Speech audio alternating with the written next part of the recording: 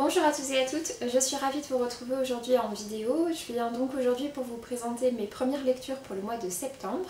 Et du coup aujourd'hui j'ai 5 romans et quelques graphiques à vous présenter.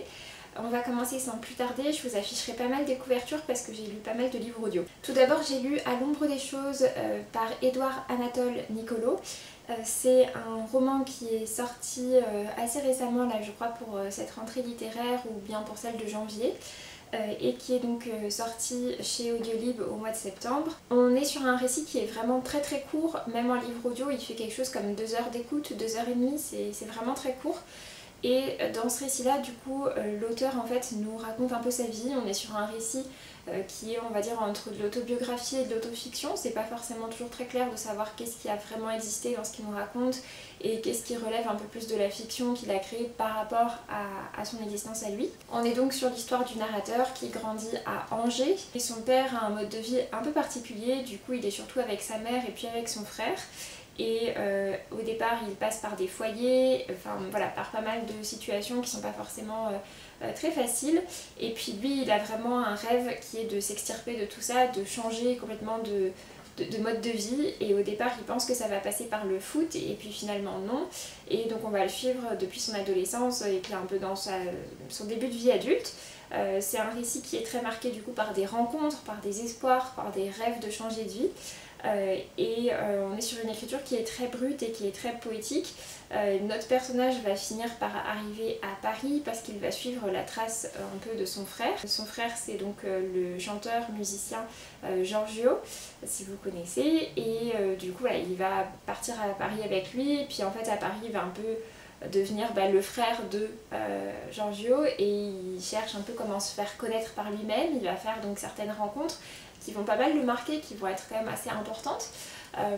Et donc voilà, on suit un petit peu toute cette histoire. C'est lu par l'auteur et il y a des petits passages très courts de Giorgio qui répond en musique. J'ai trouvé ça dommage finalement que les textes de Giorgio soient aussi courts parce que je trouvais que ça répondait tellement bien au récit, que ce soit en termes de ressenti ou aussi d'écriture. Mais après peut-être que justement comme l'auteur parle beaucoup de sa relation en étant le frère d'eux, qu'il n'avait pas envie que ce soit trop le travail de Anatole et Giorgio, mais plus son travail à lui. Et d'ailleurs dans le livre en fait il mentionne jamais Giorgio, il l'appelle toujours G. Il explique que son frère est devenu un chanteur, qu'il est connu, blablabla, mais c'est écrit nulle part que c'est Giorgio. Mais pour autant dans le livre audio c'est lui, dans la promotion de son livre, voilà, c'est pas caché, mais dans la manière dont est écrit le récit, c'est jamais précisé en fait. En tout cas c'était un titre qui était assez intéressant. Après c'est vrai qu'il est assez court, mais il n'empêche que je l'ai lu du coup maintenant il y a un peu plus d'un mois et je m'en souviens quand même encore assez bien. Ensuite j'ai lu This Place is Still Beautiful par Xixitian, c'est publié aux éditions Slalom et c'est un récit que j'ai vraiment beaucoup apprécié. On est donc sur un récit à destination adolescent et c'est un roman contemporain. Dans ce roman-là, on a l'histoire de 2 sœurs, elles sont vraiment très différentes.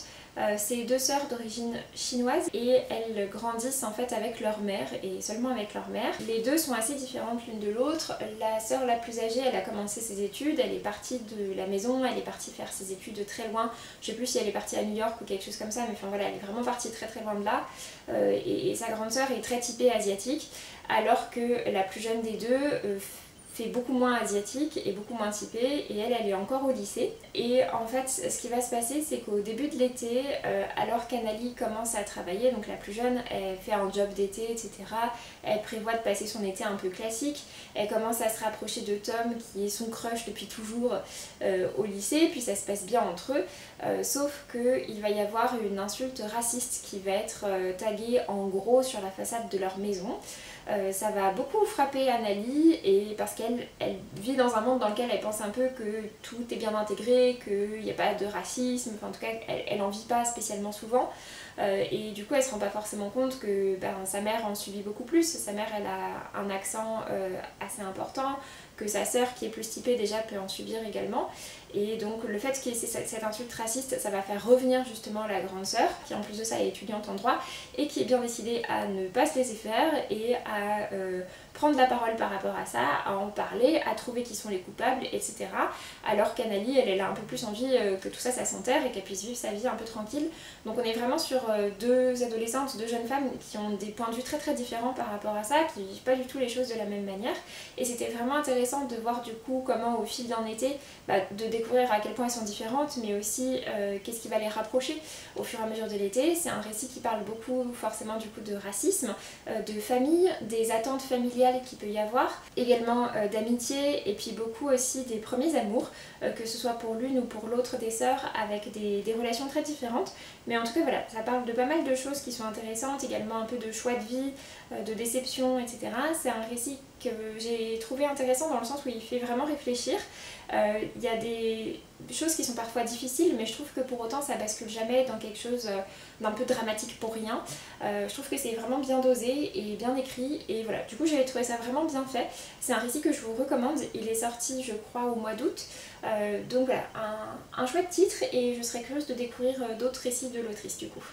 Ensuite, on repart sur un livre audio contemporain avec L'île du Laos par Adrien Borne. C'était la première fois que je lisais un titre de cet auteur et c'est vraiment le résumé de ce livre-là qui m'a assez intriguée. On est sur un récit qui se passe en fait dans les sanatoriums qu'il y avait dans les Alpes. Donc ça commence à peu près au milieu du XXe siècle, on va dire, quelque chose comme ça. Au départ, on découvre donc un adolescent qui vit à Lyon avec sa mère et il commence en fait à avoir des symptômes de tuberculose et des symptômes de plus en plus importants qui font qu'il va se retrouver du coup envoyé dans un sanatorium dont j'ai oublié le nom, donc dans les Alpes. Et au moment où il arrive là-bas, c'est vraiment l'âge d'or des sanatoriums, c'est-à-dire que les sanatoriums sont très richement décorés, que c'est en plus il arrive vraiment dans un sanatorium de luxe qui est très réputé, qui est réservé normalement aux adultes alors que lui c'est un adolescent, et du coup il se retrouve un peu projeté finalement à la fois dans ce monde d'adulte et dans ce monde très coupé de l'extérieur, parce que assez centré sur la maladie, etc. Et c'est vraiment particulier, et cet adolescent-là, c'est un adolescent qui est vraiment en quête de son identité et particulièrement de son père. C'est vraiment quelque chose qui l'obsède. Il veut savoir qui est son père, et le fait qu'il se retrouve dans ce sanatorium de luxe, il est persuadé que sa mère n'a pas les moyens de lui payer et que donc la seule solution qui existe, la seule chose qui est possible, c'est que ce soit son père qui lui ait payé, et que peut-être son père justement est dans ce sanatorium, etc. Enfin voilà, il se monte un peu des films comme ça, il est vraiment très très persuadé de ça. Et en parallèle de son histoire à lui, des lettres que lui il écrit à son meilleur ami qui est resté à Lyon, qui lui n'est pas tuberculeux, on a également le point de vue d'une journaliste qui va aller interroger un ancien médecin du sanatorium et qui va donc lui poser pas mal de questions par rapport à tout ça. Et finalement ça va vraiment parler justement de cet âge d'or des sanatoriums et de leur déclin au fur et à mesure, parce que la tuberculose est soignée, parce que les bâtiments, même s'ils sont gardés pour être des hôpitaux, sont complètement transformés. On n'est plus du tout sur ce mode très très luxueux, etc.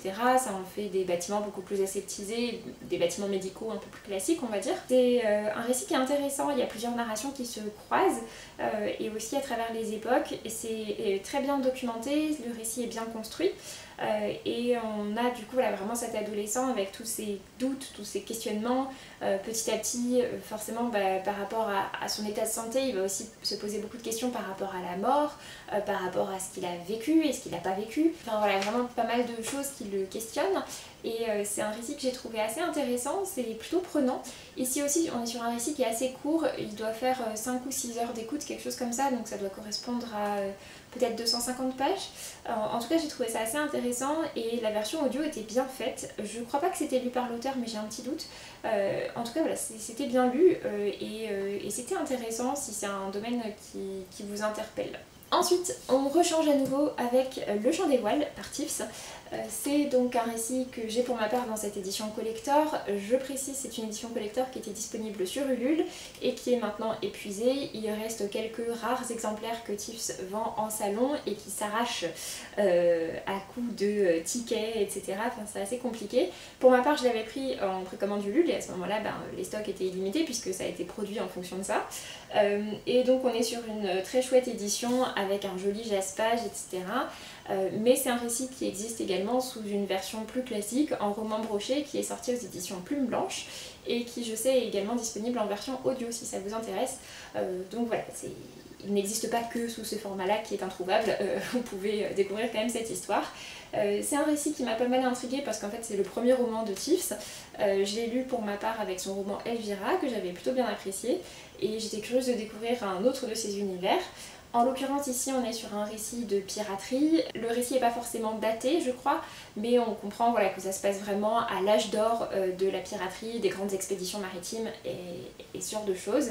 Et on a donc notre personnage principal qui s'appelle Luca. C'est une jeune femme qui est passionnée par cet univers marin, sauf qu'à cette époque on considère que les femmes sur les bateaux ça porte malheur.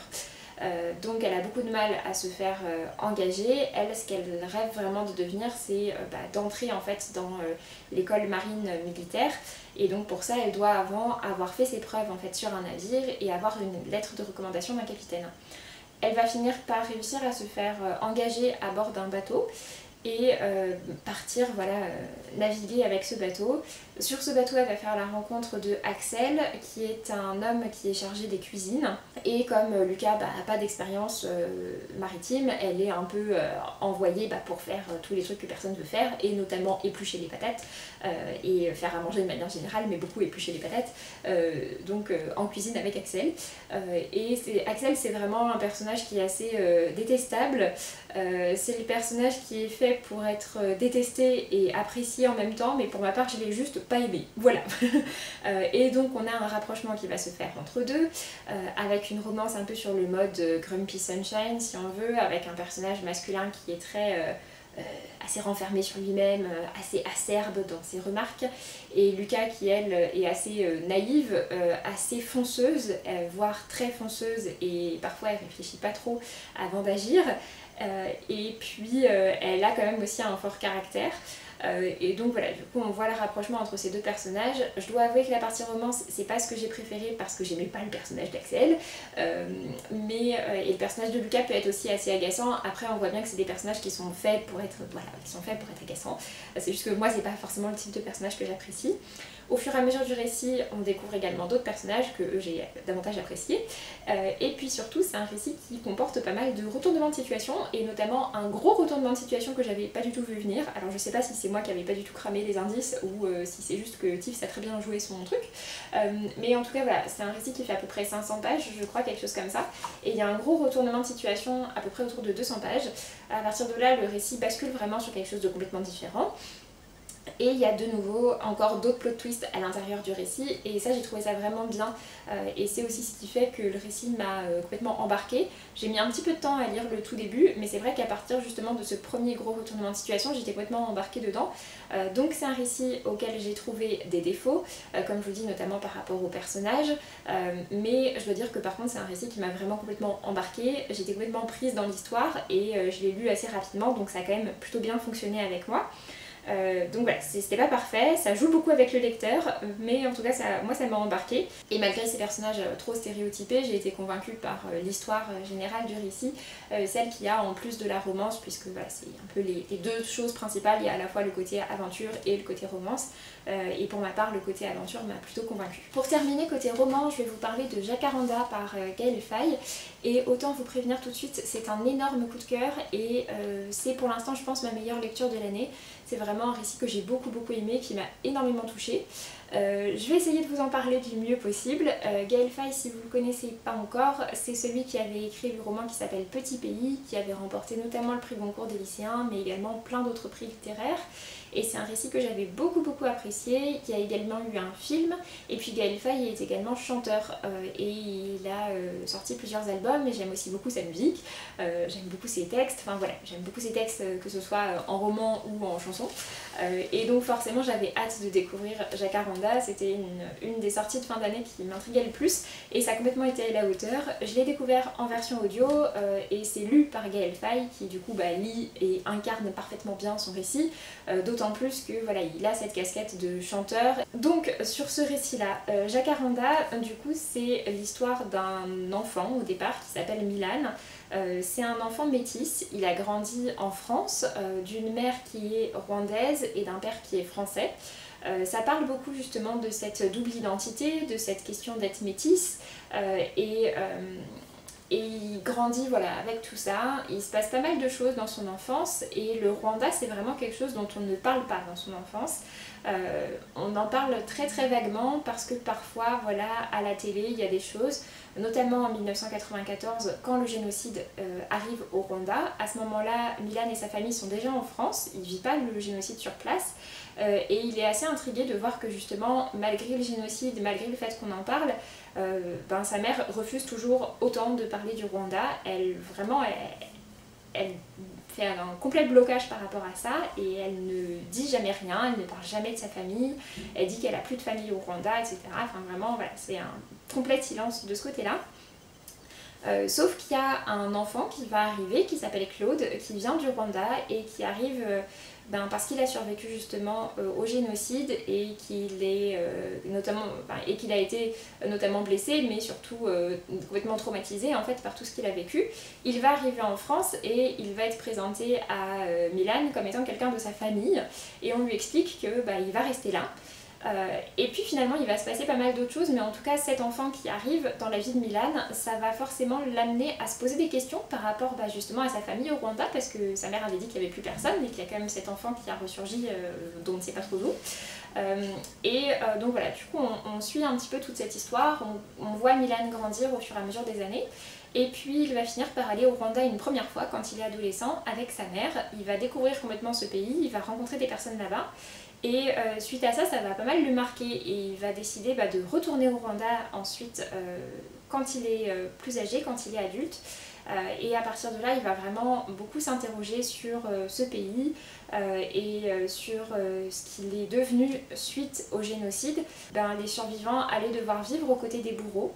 Qu'il y a des procès qui vont être mis en place qui s'appellent des procès Gacaca, qui sont des procès populaires en fait, qui vont permettre de juger, de condamner des coupables et également de retrouver des sépultures, de retrouver des charniers aussi de corps, et ça va permettre aussi de libérer la parole sur ce qui a été fait.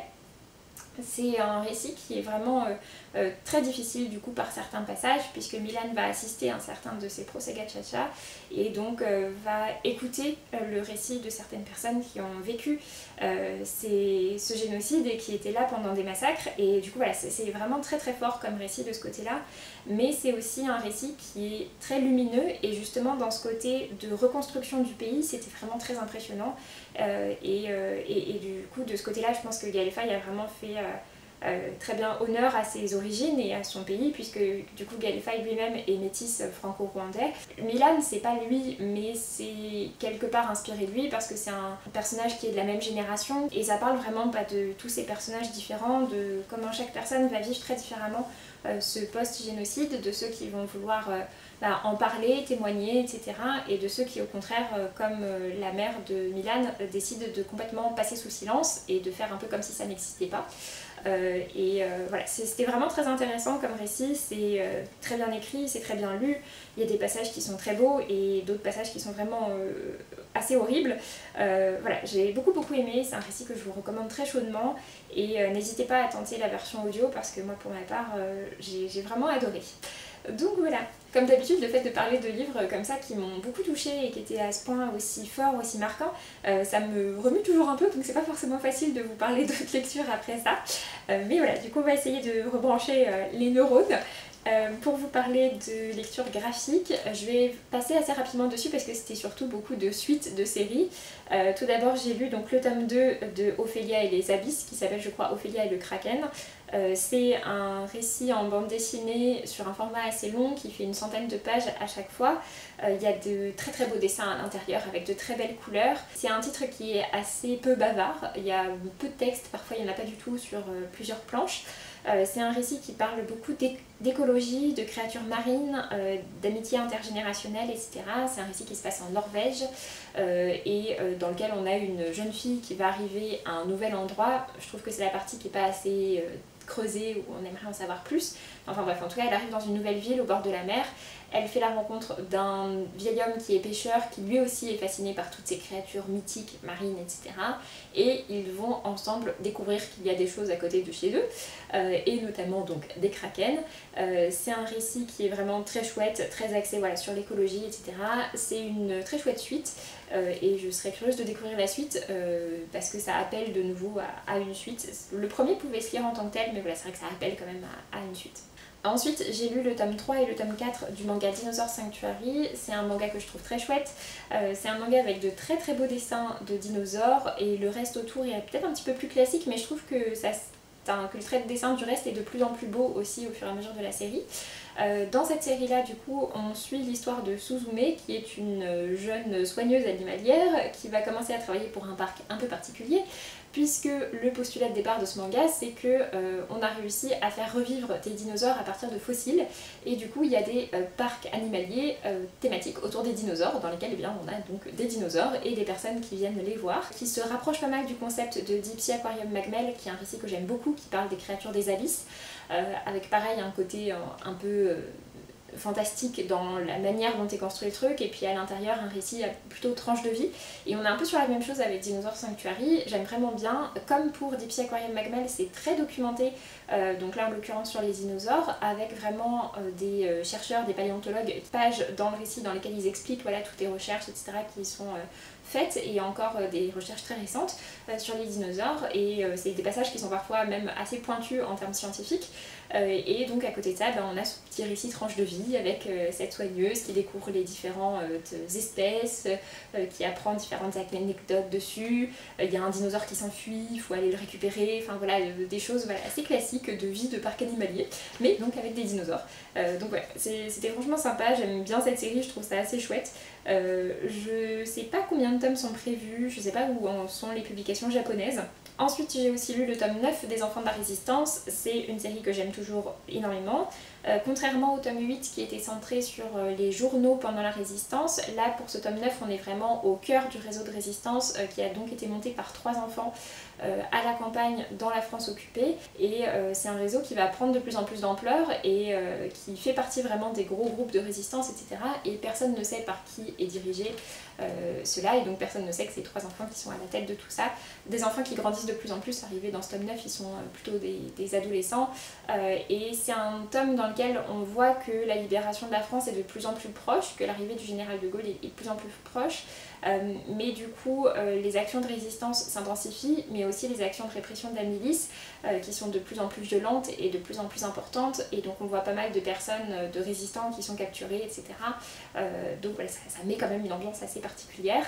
Je pense qu'on approche de la fin de la série, je sais pas jusqu'où est-ce qu'il compte aller, s'il compte aller jusqu'à la libération et le débarquement, ou s'il compte aller vraiment jusqu'à la fin de la guerre, mais en tout cas je trouve quand même qu'on sent qu'on approche de la fin de la série. C'est toujours aussi bien fait, c'est toujours aussi documenté, etc. Vraiment c'est une série que j'aime beaucoup, qui connaît son succès, c'est plus un titre qu'on présente, mais voilà, en tout cas c'est vraiment à la hauteur de sa réputation, je trouve. Et pour terminer, pour le coup, j'ai lu un tome 1 qui s'appelle donc Les larmes du yokai. C'est une bande dessinée qui est publiée chez Glénat, et on est sur un récit plutôt fantastique qui s'inspire donc des yokai au Japon. On a des premières planches qui sont très très jolies, qui nous parlent un peu d'une légende, et puis ensuite on bascule sur un autre récit qui est un peu plus humoristique, avec beaucoup d'aventures, etc. et des personnages qui tirent des pouvoirs de sortes de pierres et tout ça, qui se transmettent de génération en génération. Et on a des personnages principaux qui sont très loufoques, avec beaucoup d'humour, et qui m'ont pas forcément beaucoup parlé. J'ai trouvé qu'à avoir cet humour, un peu cette surenchère dans l'humour, du coup voilà, c'est pas ce qui moi me parle le plus en bande dessinée, et ça m'a pas plus convaincu que ça. C'est pas un récit que j'ai plus que ça apprécié, il y a un côté très rocambolesque dedans, je pense que ça plaira à certains lecteurs, peut-être aussi à des lecteurs plus jeunes.